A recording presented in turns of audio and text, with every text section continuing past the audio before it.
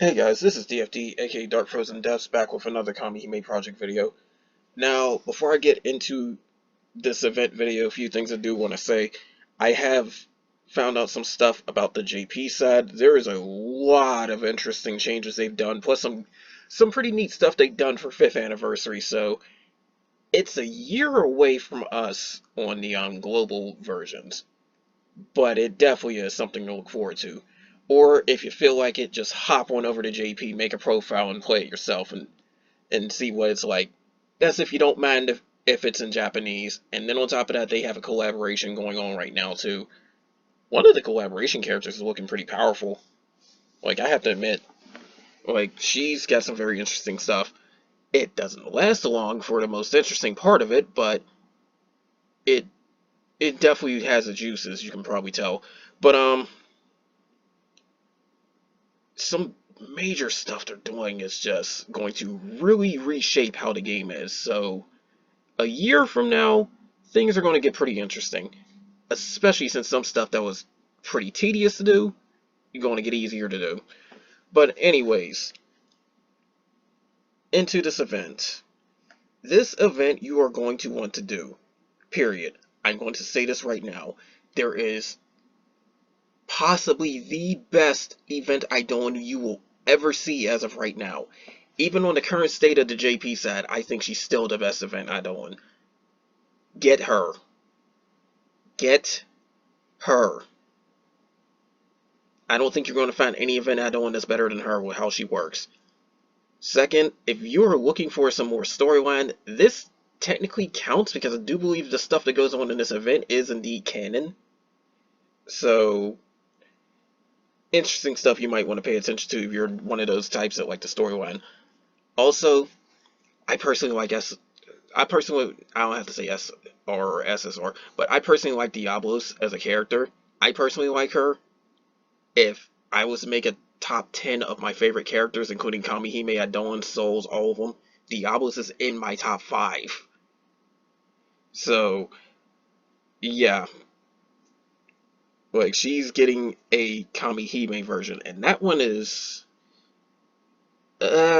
you'll see. But, anyways, this event is about Och. You may know her as the Phantom Guardian, and about Diablos. And it's going to give us a little bit more backstory about a lot of that stuff. So, yeah, I do believe it's canon.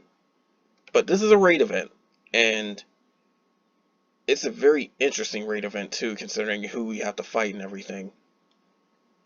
And I will say this out the gate again. This version of Och, best event Idolin. Best event Idolin.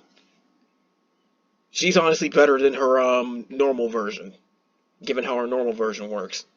But I'll explain a little bit of that like a little bit later. Now, of course, go through storyline and then go through battles. There is a lot of storyline in this, so you can actually get a good handful of magic jewels. Like, look at all these storyline quests right here. I think they give you at least 2 or 3 pools off of this. I think maybe 2, just off of this alone. And then you can grind the event for more pools because, of course, they give you tickets, they give you jewels, same old stuff. Now, these are phantom enemies. Use whatever element you want. That is the biggest thing about this. Like, there's like story battles, and then there's like actual quests. Like, the story battles and the actual quests are all phantom. Use whatever element you want. Use your best element. That's all I have to say. Use your best element. Now then, the story quests, I don't feel like I need to go too much into them, but I will just point out 170,000 HP against Och. And then there's one that says magic power to a sword or whatever it is. That's 300,000 HP. Then that so-called final battle is 400,000 HP. The way this works, I do believe, is that you'll end up doing some story fights, and you'll get access to the raid fights. This is a little bit different with how they set up and did this. And it does recommend that if you are a newer player, I know they did the friend account thing, which some people may have started new accounts, others may not have, and they just happen just made a new account just to add up to the list. I know that if you have at least bow, then you're in a good position to try and do this event. But that's if you are actually trying to fight. But since it's a raid event, all you need to worry about is dealing with the storyline, and then you can send all this stuff to other people. Also, this is the first time we are getting Ragnarok Plus. So be prepared for that. Ragnarok Plus is harder than Ultimate Raids. Like the Ultimate Raids that we actually fight, the Ultimate Catastrophes, Ragnarok Plus is harder than them. So keep that in mind. That's a big thing. This is the very first time we are getting Ragnarok Plus, so be prepared for that. This is also the first time we get the new raid format. So there will be a little bit of things with that one too. Now then, it says right here that they did reduce the gacha tickets, but there's also now a special gacha ticket that's been added into the mix, so that's going to be something you're going to want to get. But going further into this thing, let's start off with Expert. There is no longer a standard or beginner. We start off with Expert for the raids. This is 7 million HP, and it is 1 orb count, just like her Guardian raid. It is 1 orb count before she will nuke you. That is a big thing. So if you have orb count extensions, that's probably going to help you out here. So you're going to want that. However, there is if I'm reading this correctly, there is a enemy burst that she can do where it will extend her own orb counts.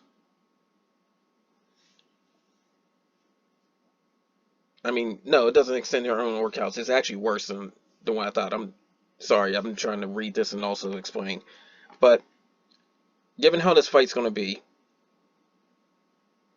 she can AoE phantom damage you and reduce your burst gauge. But she can also extend your ability recast turns by 1. So that means that it's going to literally just prevent your abilities from going down by 1 turn. That's actually pretty dangerous, considering how this works. And then on top of that too, her special behavior, if the charge turn is max and she doesn't have any pieces of Phantom Heaven, which is something she gives to herself, she'll deal random attribute damage to a single enemy, meaning one of your characters is going to get randomly hit with one random element, and it could be their weakness. So light or dark is kind of suggested for type of stuff like this, but again, it's Phantom element enemies. You can pretty much use whoever, because you're going to deal weakness damage and they're going to give you weakness damage as well. So nothing but weakness, period. Just weakness all across the board. But the main gimmick with this fight is simply her bursts, because of how much they can just reduce you from trying to take down her HP, either ability-wise or burst-wise. So, or both, because some characters have abilities that up your burst.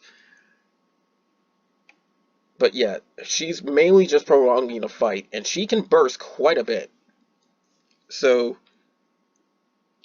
keep that in mind. The way this is going to end up being is she'll basically give herself a Phantom Fragment, and then she'll end up using one of her own natural bursts. So that's what's going to happen. It's going to alternate between trigger, burst, trigger, burst, trigger, burst. And it says it becomes difficult to activate a full burst in a raging mode too, so it's randomly activated, but the fact that she only has one orb is the most dangerous part. Increase her orb count. That's what you're really trying to do, increase her orb count. Now, I think I know what this enemy is now that I really think about it. This was Diablos' summon that went rogue or something. This is where things get a little bit trickier to follow, because it's got like different tactics and it seems like it's going to be based on whatever fight it is. But Ragnarok, 15 million HP. This is about the same level as Ultimate raids, the Ultimate Catastrophe raids, so keep that in mind. But the burst, random damage to one enemy, the burst gauge is going to go down by 10, or you can get confused, or you can get paralyzed. It is a random thing. But they're all bad, because it's going to delay your burst, or it's going to prevent you from moving, or there's a chance of hitting yourself. So that's something to know. And in raging mode, it's going to do AoE damage. Then put defense up and attack up on itself, and guaranteed triple. It is 4 turns for the attack and defense buffs. It is 2 turns for the guaranteed triple. You may want to be able to remove buffs, so keep that in mind. And it does have an orb count of 3, so it's a little bit more lenient with its burst, but still. Now, the triggers is, like, bear with me, it's going to be quite a lot to read, but it will activate one of the following and get a piece of illusion after it happens. So when its HP is below half, it could wind damage everybody and put illusion for 3 turns, which I think is dizzy. Or it could fire damage everybody and do defense down for 4 turns. Or it can lightning damage everybody and put a burst gauge down, so you lose 10 burst gauge. Or it can water damage everybody and give itself a damage cut. Or it could light damage one enemy. Or it can dark damage all enemies and then put blind. So yeah, there's a lot of randomness to this. There is so much randomness. And it says it's going to use one of these abilities. It says it's going to use one of these abilities. So I'm guessing that light might be attack down or something. I don't know. However, I don't know if it's going to be something that everybody in the raid triggers or not. So it doesn't really say too much about that. But that's the main thing with that. It's like, you have to be very, very careful. It is just a lot going on in this fight. So there's a lot of randomness that can happen. You do have to pay attention. Even more so on the new Ragnarok Plus. 72 million HP. And the orb count is 2 instead of 3.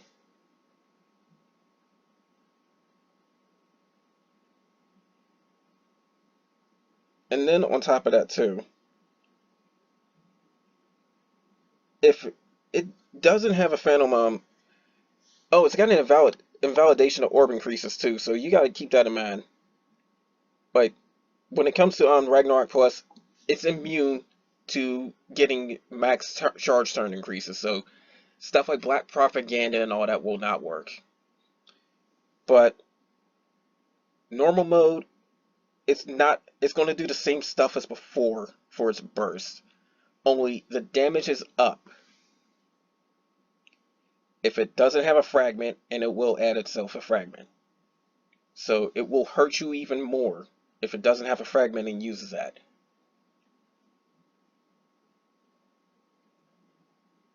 And then for raging, same case, only with the boost if it's got no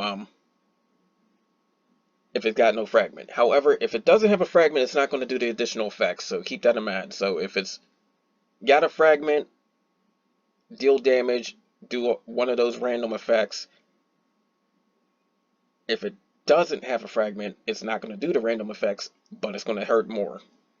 So that's another thing to pay attention to. Also, when it comes to the triggers,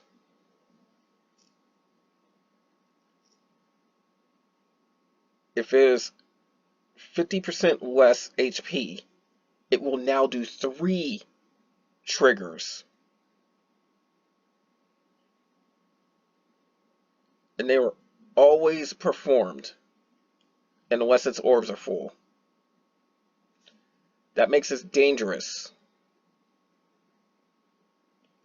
So what it will do is one of these 3 moves. It will either A, wind damage everybody and give that dizzy, or do fire damage and give the defense down.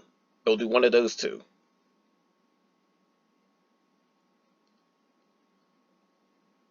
Then it'll also sip and do lightning damage with burst gauge down, or water damage with damage cut to itself.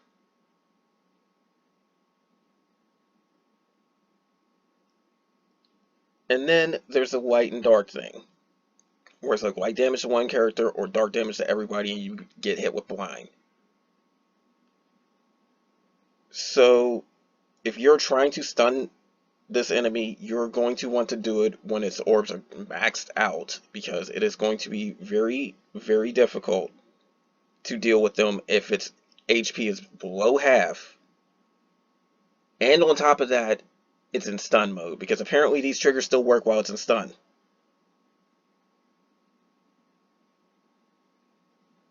So very, very careful in this fight. You will have to pay attention quite a lot. Ragnarok Plus is new to us. However, if you are capable of handling Ragnarok catastrophes, you should be able to handle Ragnarok Plus. So that's my recommendation for Ragnarok Plus if anybody's really trying to fight that. What you kind of want to do, because if you start the raid, you'll get both souls from Ragnarok Plus. And then you can get more to drop. You're going to want to grind Ragnarok Plus in order to get the most out of it, because you won't have to deal with Expert, you won't have to deal with Ragnarok, you will have to deal with Ragnarok Plus for the majority of the grinding. But you still need stuff from Expert to open up Ragnarok Plus. So you have to keep that in mind.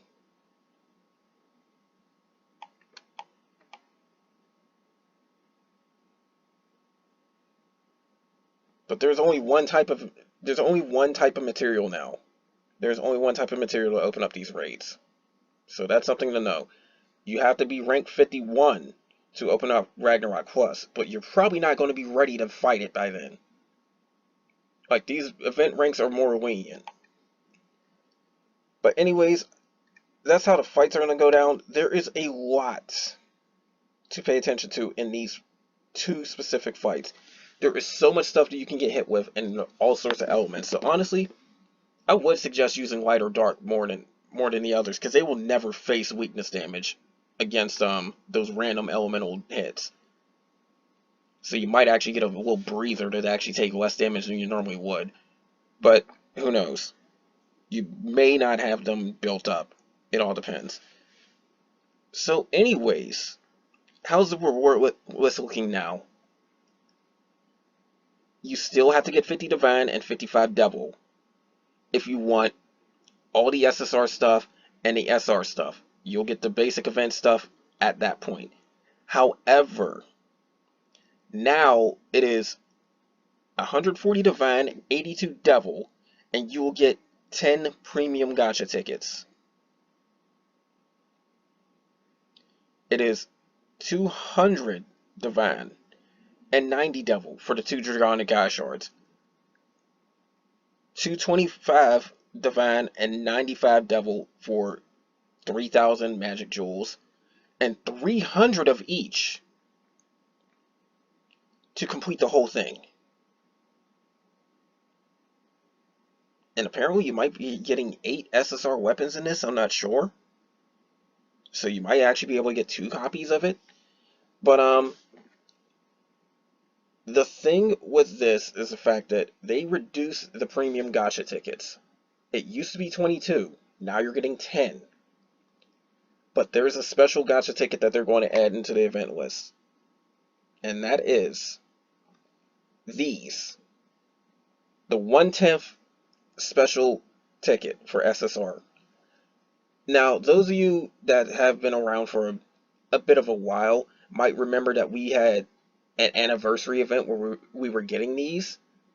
You now can get 2 per event. And that means 5 events, you'll get a guaranteed SSR. Also, there's a lot more raid tickets we can get now, 169. So, yeah, just for doing like the event list. There's also both kinds of books in there. There's soul points. There's half elixirs. There's gems. There's grails of both SR and R. There's EXP spears.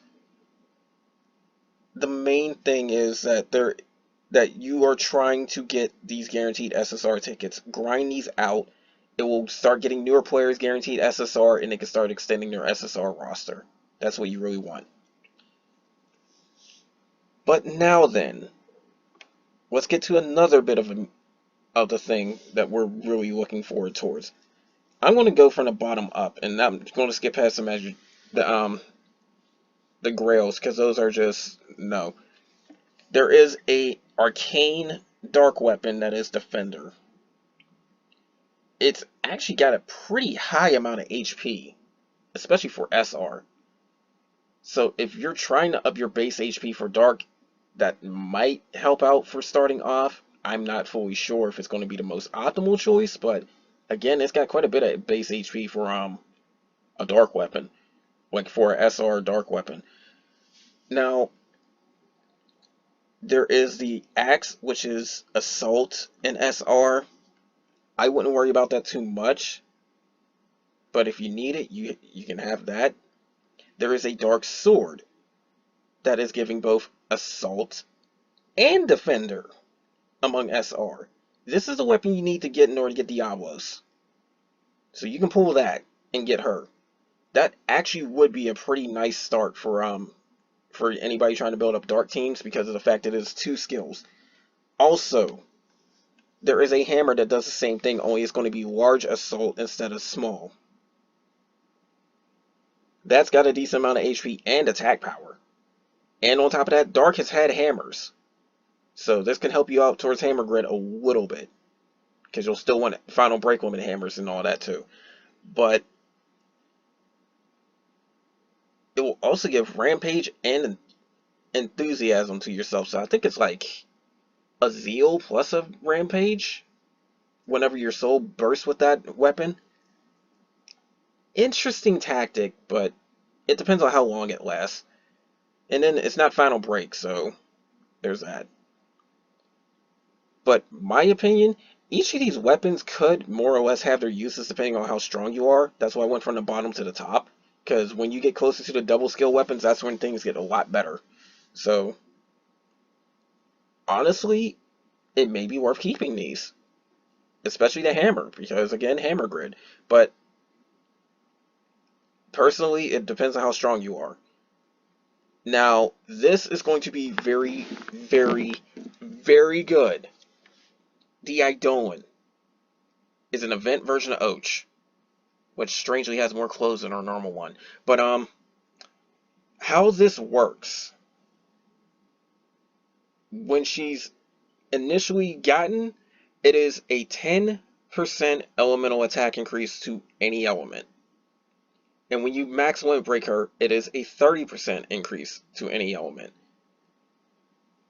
Those of you that remember Vlad from the Epic Quest, that's what she is, but better. Here's the better part. Regardless of how many times you've limit broken her, she will give additional elemental attack based on the sub slots. So if you got a Fire Eidolon And then for water one, she will give 5% to fire and then 20% to water. See where I'm going with this? That means it is up to 25% more elemental attack based on whatever element you choose to put in your sub slots. Which now means that she will give 35 if done right initially, and 55 when maxed. And you can choose where to send these elemental boosts and all that too. So yeah, that's pretty strong. No other event Eidolon ever gets that much elemental attack. And she can do it to any element. You're going to want to get her.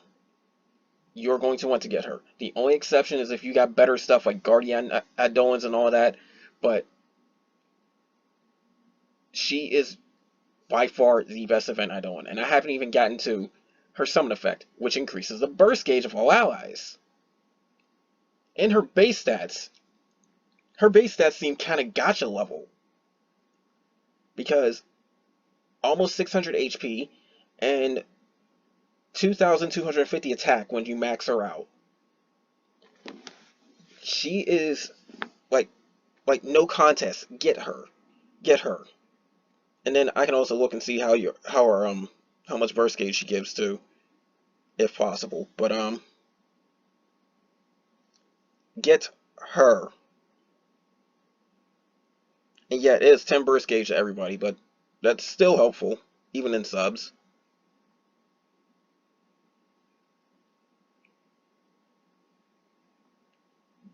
So that's something you need to know.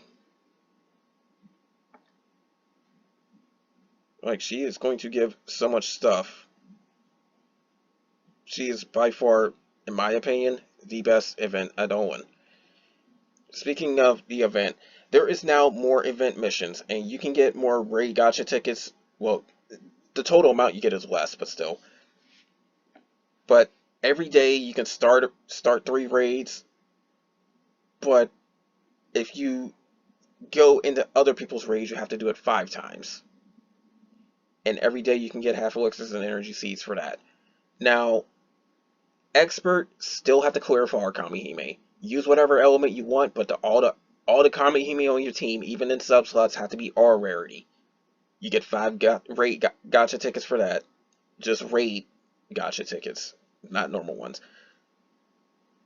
If you use dark element to clear Ragnarok, that's 10 more. And if you just clear Ragnarok Plus on your own, that's 15. So this now means that there are 3 different difficulties you have to solo. Remember, you cannot get help with these. And the total gacha tickets you'll get for that, the total raid tickets, is going to be 30. It has been drastically reduced. So it's a little bit less incentive to do that, but this is something to challenge yourself, I guess. Especially when it comes to Ragnarok Plus, because this is the first time we get those, and yeah, if you are not capable of clearing a decent portion of Ragnarok Catastrophe, you're not going to deal with Ragnarok Plus on your own. Especially considering the fact that even at my level, it will still take me a few full bursts in order to actually take down Ragnarok Plus, so I don't think I'm trying it with anybody but my white team, because I don't know if the others will actually withstand all the damage for that. So yeah, all my elements can definitely clear Ultimate. I'm not sure if they can clear Ragnarok, so that's where this will be a little bit tricky to do with anything but my white team. But I could probably see. My dark team's pretty raised, my fire team's pretty raised. I might be able to do it with those two. Who knows? If I can, I'll do that video instead of light. But have to clear Ragnarok with dark regardless. So that's something to know. And then there's one last thing I gotta go over because they advertised her. She should be near the top, I think. Yeah, here we go. So yes, Diablos has been introduced as a Kamihime because apparently that little Eidolon that she uses for attacking, she's separated from it. And I kind of see what they did there with her attack power. They made it 6660. But here's the deal with her. She's tricky, she's darkness element, but don't let that darkness element fool you. It's a lot of mechanics when it comes to her stuff. First off, her burst and her damage that she'll deal with her first skill. They are both darkness element. However, they have a special attribute where they will give special boosts depending on how many attribute factors she has. How do you get those attribute factors? The second skill. Her own burst gauge, along with an ally's, will get increased. When she selects that ally, she will also get the attribute factor from them. Which means if they're fire attribute, she will also gain that attribute factor as well, in the form of a buff. And I'm guessing these attribute factors don't get removed. And then her third skill, her own attack power, her own combo rate goes up and is stackable. And it activates again as many times as there's attribute factors on her. Now, I don't know if elemental attack buffs count as attribute factors. The way it is mentioned in this description, it doesn't count. But her assist, however, is what hinted that to me. Because her assist says if there's any other light, thunder, wind, water, fire, any other attributes is all treated as dark to her. So it can give her a massive spike if you use something like, say, Ssr Fireamon to buff all that up. And then on top of that too, the attribute factor thing, when she gets that, she'll get special attack boosted, and then she'll also start doing additional damage with her normal nuke. Honestly, she could be quite capable of just shelling out, like, just doing so much damage. But because you have to build her up, is the reasoning behind all that. I'm probably going to test her out a little bit and use her just to see how she works, because I can do mixed element teams and still do reasonably good stuff. Like I've done ultimate catastrophe with a completely mixed element team. I've successfully sold that, but I'm going to just try that out and see how this works, because if it still gives the extra damage and all that with the elemental attack buffs, then I know the attribute factors can really get spiked if you just have Fireamon, like Fire SSRmon, sorry. But I still got to test it out. The one thing I don't like, though, if you use her as a Kamihime, you cannot use her as an add-on. So if that prevents you from using her SSR version, that's a problem. Because Phantom SSR Diablos can give quite a huge spike when used correctly, especially for mixed element teams. That's a problem if you can't use her as a main add-on, or can't even be put it in general. So yeah, there's a lot of different stuff to try and factor in if you should try to use her, but I don't know if she's worth using or not. By the looks of things, she is not worth using, because you got to mix your element teams, which means you would have to do some crazy stuff like, say, 3 on element, 2 off element. But who knows? She does look like she can probably shell out quite a lot of damage if you set it up like that, but I don't know for sure. So, but if elemental attack does indeed help her out, then you can get Fireamon, like Fire SSRmon, elemental attack buffer, and then use a light character for the other one, but put in Ssr Diablos and then 2 other Dark Kamihime, and then hopefully use her Phantom add-on version on top of this. You see what I'm getting at? Like, it's hard to explain in words, even though I kind of did, but it's much easier to see if I can actually do it in person. Like I said, I'll test it out. You'll see a video on that one too. But big thing, big, big, big thing. Get the event Eidolon. Do not forget that. Get the event Eidolon.